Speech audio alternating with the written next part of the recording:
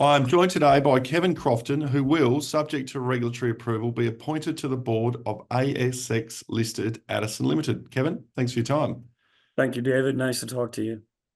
30 years in the semiconductor industry, plus 30 years, I should say. What got you into the industry and what excites you about it so much? Well, yeah, 30 years, I feel like it makes me a dinosaur. Well, I guess the reason why I'm in the industry to begin with, it's one of the most exciting technical areas to be involved in. Uh, the semiconductor industry is actually in everything that we do, everything we touch. It's in your iPhone, it's in your Android, it's in what we're doing today with this video conference. I mean, it's everywhere, it's ubiquitous, and it allows a platform for our society to continue to flourish. And so the industry is just an incredible industry to belong to. For me, I started off I'm an aerospace engineer, and I started off in the aerospace industry, and I was working in what is now considered the Silicon Valley. And I'm in this sort of a slow, interesting, but slow growth industry that takes a long time for you to see the results of what your work is. And you look right over into the valley, and gosh, what's happening? You've got the semiconductor industry going on, you've got the human genome experiment going on, and you got the biotech space. And I had the opportunity to just join one of the fastest growing companies in the world at the time, a company called Lam Research. And I look back on that initial point from my career, and that's what's given me the opportunity to do the things that I'm doing now. I probably should tell everybody that I'm originally, as I said, Lam Research Corporation. That's why I learned about process equipment, how you process a wafer, how do you yield chips, who are the primary industry players. I was fortunate enough to have people teach me about the industry and help me learn to run a business. I won't say it was always up and to the right. You have to learn. You got to make your mistakes. But I was fortunate to work for two gentlemen that were willing to teach me and others what it means to be successful. What's the definition of a successful business? What's the definition of a product? I mean, what's the definition of really making sure your customers are truly treasured? And that's kind of given me my foundation for my entire career. And I'm ever so proud to have been part of this journey, and I love it. I would never change a path at all. And you've experienced some phenomenal success, as you mentioned, Lam, KLL, SPS Technologies, and Comic Group. Yeah. Yeah, no, that's great. So I was fortunate enough, like I said, to learn how to run a capital equipment business successfully at Lam Research. And through my career, I ended up with two other partners buying out some distressed assets of a plasma equipment company in the UK. And it literally was going under, roughly a 15 million pound turnover business at that time. We bought those assets, and we created what now became and is still today SPTS Technologies. It went from a 15 million pound turnover business to a over 500 million pound turnover business in roughly 14 years. It was bought by Orbitech, an Israeli company, and then bought again by KLA-Tencor, and I stayed through that entire transition, mostly because I wanted to make sure that KLA got more than what they paid for, and I wanted to make sure that the employees there were safe. But I'm proud to say that division is currently today one of the four most profitable divisions in KLA. And when KLA did that acquisition, they paid $3.2+ billion for Orbitech, and the then CEO, who is still the CEO today, basically says that 2.3 billion of that valuation came via SPTS. And Um, and how do those experiences help you when you look at Adisyn? You know, it's a small company. It's now, right at the start of that journey, but you've experienced phenomenal growth and phenomenal value creation. How do those experiences help you and as part of in time the board of Adisyn? How does that help you yeah, drive Adisyn's value? basically what I learned is you've got to stay focused. You can't be a jack of all trades. You've got to figure out what your niche is and what you do really, really well and execute. And it all comes down to execute. Stop doing the things that you're not great at. And that's a very difficult challenge for any technology company. It doesn't make a difference whether it's semiconductor, medical devices, et cetera.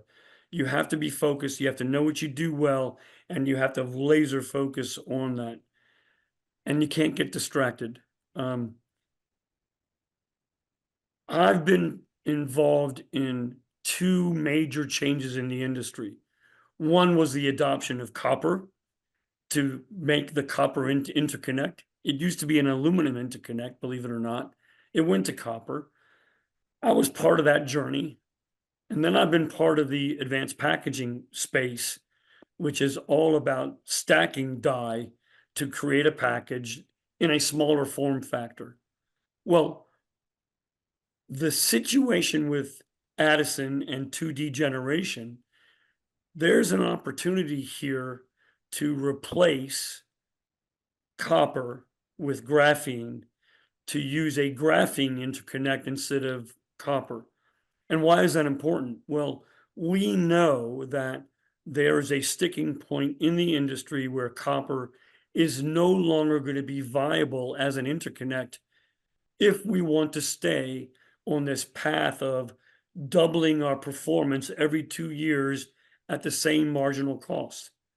I mean, you, me, or everybody who might be listening to this video, we're insatiably hungry for faster videos, faster content, higher performance computing processing capability. Well, that is driven by dimensional changes at the transistor level. Well, physics gets in the way at some point where we cannot shrink the copper line thin enough to be able to continue to get more and more transistors in a chip. Graphene looks like it might be that opportunity. For me, one of the biggest attractions is this is an opportunity maybe to actually do a sea change to the industry that could be delivered through Adisyn and through 2D generation. That's my passion. That's what I would like to be able to be part of that inflection point. I've known about 2D for 4 years now. I've been part of the advisory work. I've been watching how the technology grows, the progress that the team is making. I've had the pleasure of working with REA, the CEO, for those 4 years. And it looks quite promising. Is it a slam dunk? No. We've still got a long way to go. But the data that we have so far indicates that there's an opportunity here. And we'll know within the next couple of years whether or not it's absolutely going to be a deliverable item. So that's sort of where we are. That's what I see as the opportunity myself. I find it quite exciting, and for me, it's an opportunity to again contribute to the industry. And is that the motivation of why now put your name to Adisyn and 2D generation? Is that the motivation that you could see that something's going to happen in the semiconductor industry and 2D generation and Adisyn may just be that change that shakes the whole game? Yes, I mean, for me, that is the motivation. It's fundamentally a potential stopping point for the industry in terms of staying on this whole Moore's law uh, uh, technology trend. Can you shrink the copper lines beyond the 1 nanometer technology node? Well, IMEC has shown you can get a workable device using standard techniques to get to like 0.8 nanometer. But those techniques require extremely high investment. It's extremely costly. There's no indication that it would be production worthy. So therefore, it will limit the ability for even the largest companies like TSMC or Samsung or Intel to actually be able to embrace it in anger, right? And bring it to market in anger. Graphene, if we can deliver a graphene interconnect, might be the ability to extend that way beyond, 0.5 or even 0.4 nanometer technologies, which would be multiple generations from now. And, So that's and, the opportunity. and so on that, how do you position 2D generations graphene interconnect technology as a game changer? Is the industry ready for it? And is the industry watching? First of all, the industry is absolutely ready for it. It's desperate for it.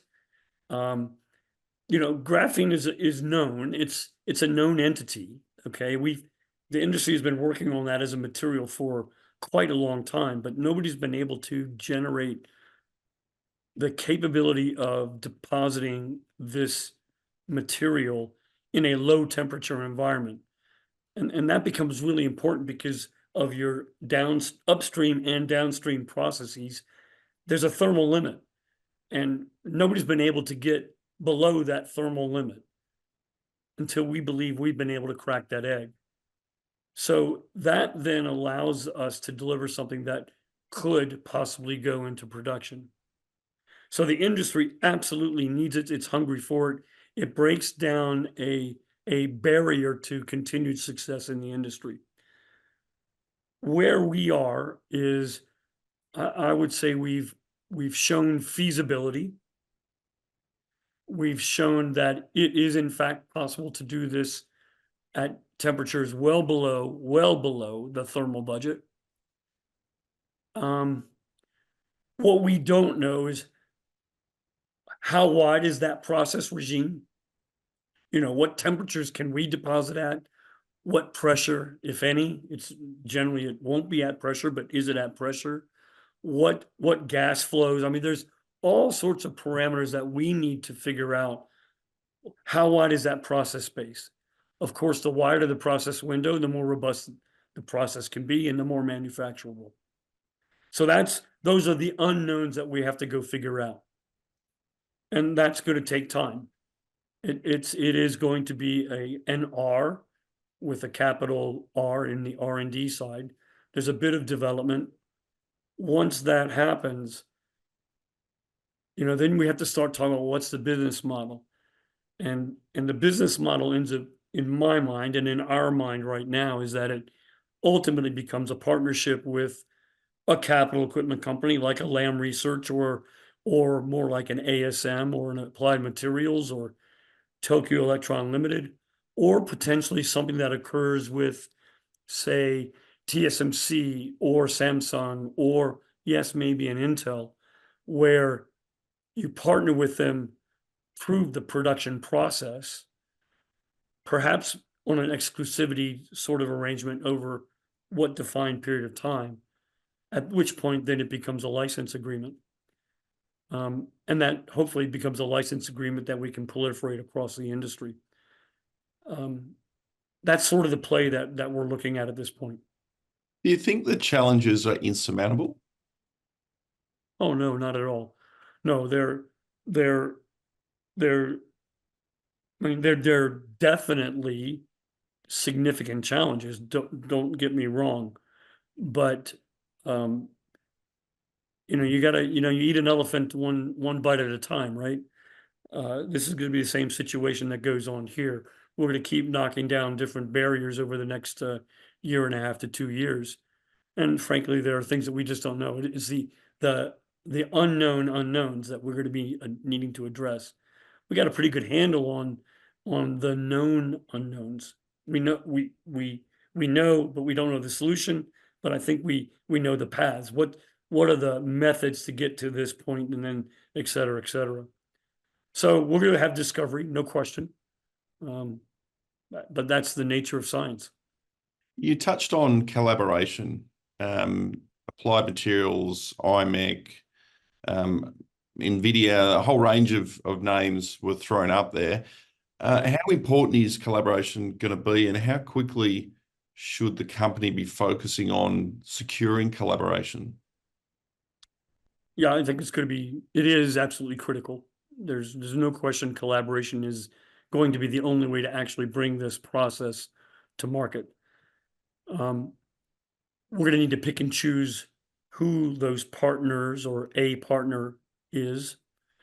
The likely, and I'm not suggesting that this is the solution, but the likely path is that we establish a stronger relationship with IMEC, for example, the largest research institution in the semiconductor space that is funded through not just the governments, but also through the TSMCs, the Intels, et cetera, of the world.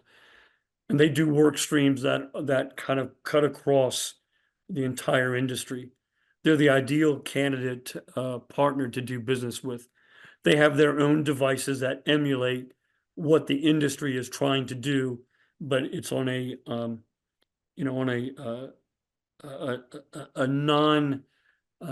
non-allocated basis. So it's not a TSMC device, it's not a Samsung device, but it's something that emulates that quite realistically. So, what we have is we've proven that we can put a film down. We've proven that we can develop very good resistivity data. We've done with IMEC simulations that look extremely exciting. But the next thing is make sure we've got a process window and then put it in some devices, probably an IMEC type of device. We'll have to buy them, of course, and all that, but then get them to do the test to say, how robust is this? After that, then it becomes probably a relationship with a capital equipment company, probably one. Don't know which one yet, but one. And then also a device manufacturer like a TSMC or like a Samsung. In terms of the innovation and the competitive nature of the space, as you touched on, the semiconductor industry is very competitive. There's a lot going on, a lot of investment, and everyone understands the importance of that investment and driving innovation. How does Adisyn 2D generation and its graphene interconnect sort of achieve differentiation in this market and stay at the forefront of what's happening in the industry? Well, it's going to come down to a couple of things. First, we got to get this process space developed. Maybe it's more than one process for a given application. So we might have a portfolio of processes that we'll have to develop, but we have to do it quickly. We have to do it precisely. We've got a market advantage at this point. And what I mean by that is time. We are ahead of what the known solutions might be that are out there. So we do have an advantage that way. We've got to be nimble. We've got to stay focused. We've got to pick which application is the most promising and has the most pull from a T company, for example. That's what we need to go do and stay focused on that. And we've got to do it with rapid cycles of learning. That's the only way we're going to stay ahead of the game here. And frankly, we've got to be very careful with what information we put out into the public domain. So, we do have some interesting IP, but IP can backfire on you because it often tells potential competitors what you're doing. Whereas what would be considered knowledge, best known practices that are native to your company, you keep that very, very close to your chest. And that ends up being the real advantage that comes along. So we're going to have to be quite canny with how we postulate what we're doing to the marketplace. You touched on earlier some of the learnings that others gave you early in your career around innovation, collaboration, and sort of driving that innovation culture and that collaborative culture. You've been within the 2D generation business for 4 years as an advisor, so not necessarily in the business, but you've seen the people, Yep. you've seen the groups they collaborate with. How do you think innovation and collaboration sort of sits within the business at the moment? But also then now, how do we attract the resources we need to drive this to a commercialization phase? Yeah, look, I think that the cadre, the team there is, first of all, they're highly respected in the industry. They're known in the industry. They have, they come from Tower Semiconductor. There's a couple of Intel people that are involved. I'll be frank, there's another SPTS gent who's been responsible for most of the product development at SPTS. He's quite capable and well known in the industry as well. So we've kind of earned our stripes with a lot of scars that go with it. Um, and I think that they're universally they're trusted, and I think that's the most important part of the collaboration side of things. We're all versed in having an open dialogue, making sure that who we're working with knows what we're working on, what our challenges are, and extracting that same information and working together as a team with our collaborators. And we know that's the only way that we can ultimately be successful. Um, we also are involved in a EU-backed program. It hasn't been funded yet, but it has the big names in the industry involved. There's NVIDIA, there's KLA-Tencor, Applied Materials, et cetera, Velo. They're all part of this particular program with the objective of overcoming the interconnect problem. And they selected 2D to be part of that, which speaks very highly for the technology, because these people are quite well known and also understand the problem that we're trying to solve. And so to be part of that is quite unusual for a very small company. So we're hitting above our weight. So yes, we're visible. We're known. I won't say that we march into a room, everybody says, oh, there's those 2D guys. That's not the life right now, but maybe one day it'll come. And just sort of pivoting the conversation a little bit to the investor side. So Yeah. you clearly, over a long period of time, driven value for investors across a range of companies, and have a lot of success in that area. Talking to the challenge. So how do you communicate the transformative potential of graphene interconnects to the investment community? Yeah, that's going to be a challenge as well, because this is a really technical space, and sometimes even when you say semiconductor, people's eyes glaze over and they go, "Wow, what the heck is that?" So we need to be very clear and in layman's terms, not to be insulting, but to be able to say, "Look, this right here is the problem we're trying to solve, and here's what it means to you in your everyday life. For example, here's why it's important." So that we're able to say, bring the relevance of what we're doing to the average person. And that's always a difficult challenge in any tech company, to dumb it down enough, because myself, I mean, clearly I speak in jargon, but some of the other folks really speak in jargon, and I try to stop doing that myself. So it's all going to be about communication. We're going to have to be able to clearly talk about the milestones that we've achieved, but also what we have to accomplish, and give a reasonable time frame. And then I would caution investors to realize, look, we can't schedule science. We can't, because it's science, and there's always going to be unknowns that we uncover and have to address. But as long as we're on that path, and as long as we can see where we're headed, and then we can start to see the engagement that occurs with potential partners in the capital equipment space or in the device space, it'll come. Definitely it'll come. So over the decades of experience that you've had in this space, and you've been a leader, I think I can say that. You probably don't want to say that, but certainly a leader from both an industry point of view, sitting at the top of the relevant industry boards and really guiding and supporting the growth of this industry globally, and then being there at the cutting face, or at the coal face of at the company level, driving the innovation, collaboration, and growth. I suppose the final question from me is: are you surprised by the amount of interest this little company has created in the global sector? And then also, how big is the prize? Well, okay. First of all, I kind of used the phrase earlier. 2D generation already is kind of punching, and I should say Adisyn 2D generation. It's already punching above its weight. It's a small company, right?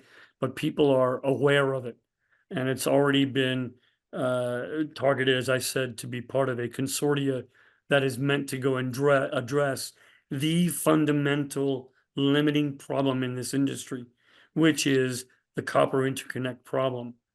So it's identified as a potential solution.